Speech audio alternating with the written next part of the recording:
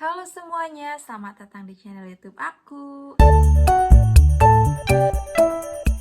Di video kali ini aku akan ngebahas seputar asam lambung atau GERD atau gangguan kecemasan dan panic attacks yang aku alami selama ini dan bagaimana cara aku ngatasinnya gitu.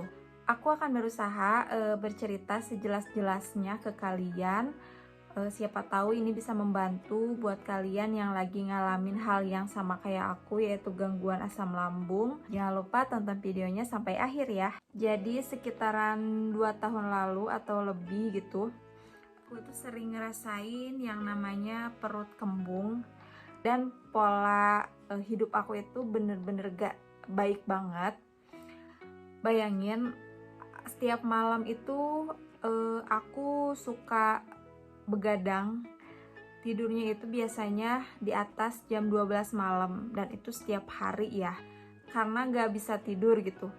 Biasanya aku nonton atau buka sosial media sampai lupa waktu, dan itu terjadi setiap hari. Apalagi pas aku udah mulai bekerja, terus kerjanya itu kan di sip-sipan gitu ya, kadang sip pagi dan sip malam.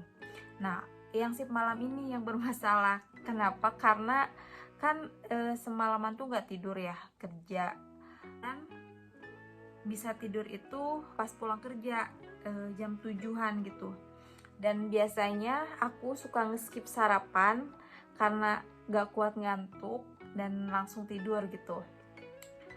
Terus nanti bangunnya itu jam 11-an dan lanjut buat makan siang. Nah, selain itu juga aku itu merupakan tipe orang yang overthinking banget. Jadi apa-apa itu selalu dipikirin gitu. Bahkan sesuatu yang belum terjadi pun udah aku pikirin duluan gitu. Dan aku juga tipe orang yang suka mendem sendiri gitu. Gak bisa ngungkapin kalau misalkan aku ada masalah. Bahkan ke orang-orang terdekat, ke suami pun juga aku biasanya kalau ada apa-apa itu nggak ngomong gitu, jadi dipendem aja sendiri karena nggak mau ngebebanin gitu. Dan itu ternyata memicu asam lambung kita itu naik, guys. Lalu gejala yang sering aku alami itu keleyengan yang bener-bener keleyengan yang kayak gak, kalau jalan tuh gak napak gimana sih. Aku inget banget pas pertama kali aku ngerasain yang namanya keleyengan, bener-bener keleyengan yang gak sembuh-sembuh, itu di tahun 2020 kemarin, malam-malam pas aku tidur terus kebangun gitu karena ke kamar mandi atau gak nyaman, pokoknya kebangun.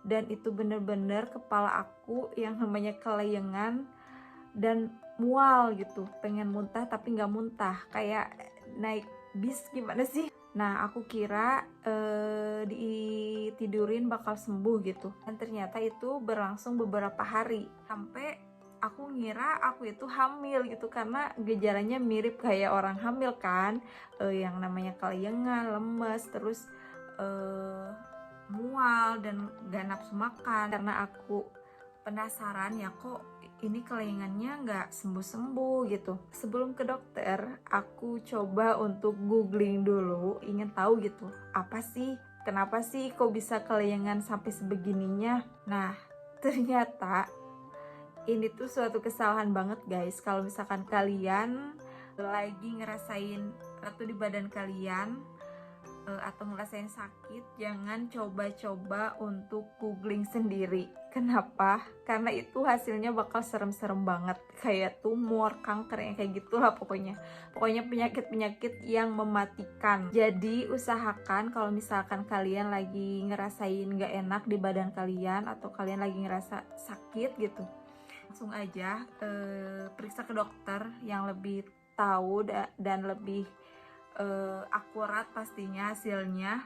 Daripada menduga-duga yang aneh-aneh, mendingan kalian langsung cek aja ke dokter. Nah, terus kan waktu itu keleyengan itu nggak sembuh-sembuh sampai beberapa hari.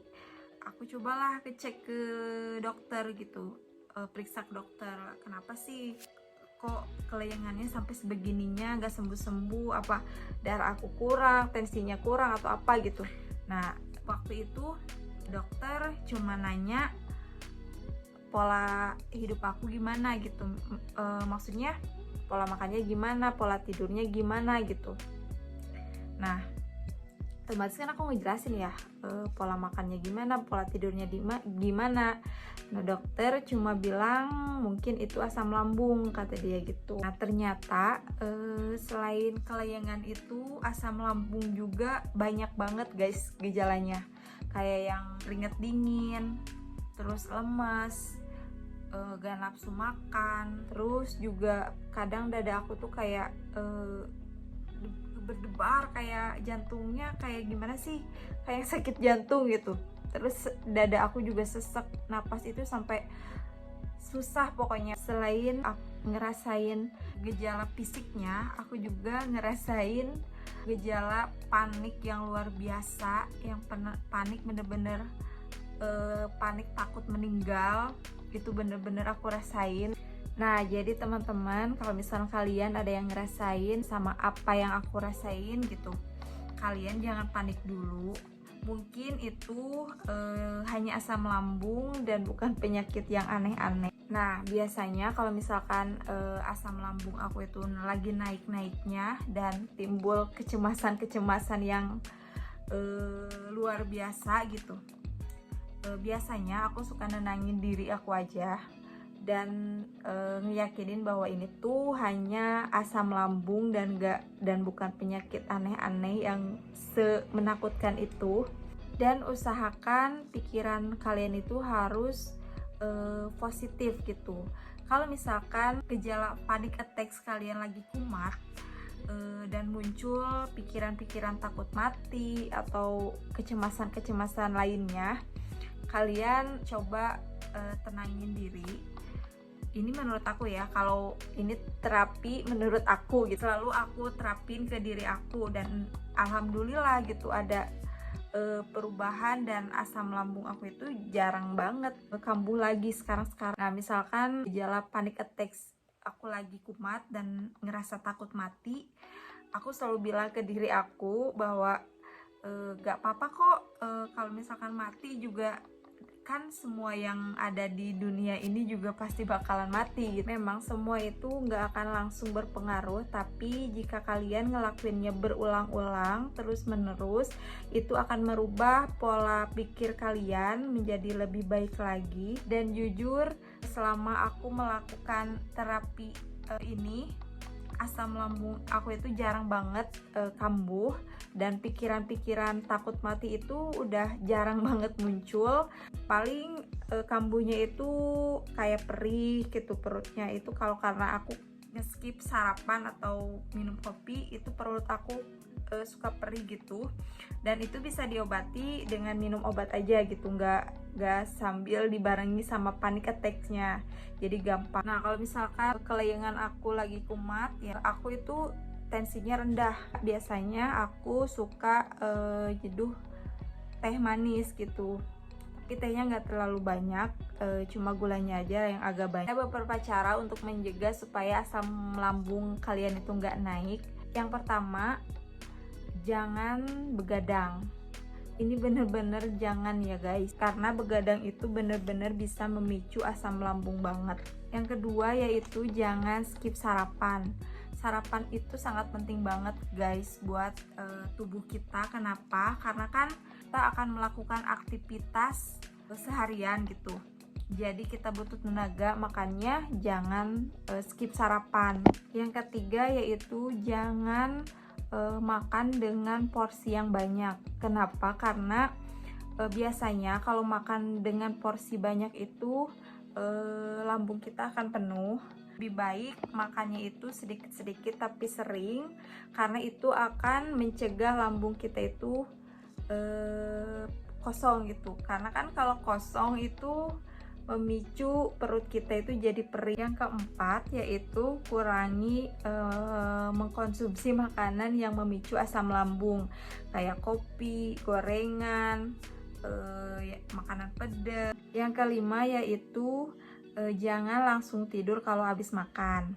Nah usahakan Kalau habis makan itu istirahat dulu, aktivitas ringan dulu, jangan langsung tidur karena itu akan memicu asam lambung kita itu naik ke tenggorokan. Makanya kalau misalkan kita habis makan terus tidur, pas bangun itu perutnya kayak gak enak gitu kan. Terus mulut kita juga kayak yang pahit gitu. Itu katanya asam lambung kita naik ke tenggorokan. Nah, yang terakhir yaitu jangan overthinking. Usahakan harus berpikir positif dan serahin semuanya ke Allah aja gitu. Karena kan semua yang ada di bumi ini atau yang terjadi ke kita ini itu semua atas izinnya. Jadi kita jangan terlalu memikirkan gitu. Nah, mungkin itu saja video seputar asam lambung dan bagaimana cara mengatasinya menurut versi aku. Mudah-mudahan video ini bisa membantu buat kalian para pejuang asam lambung. See you next video, bye.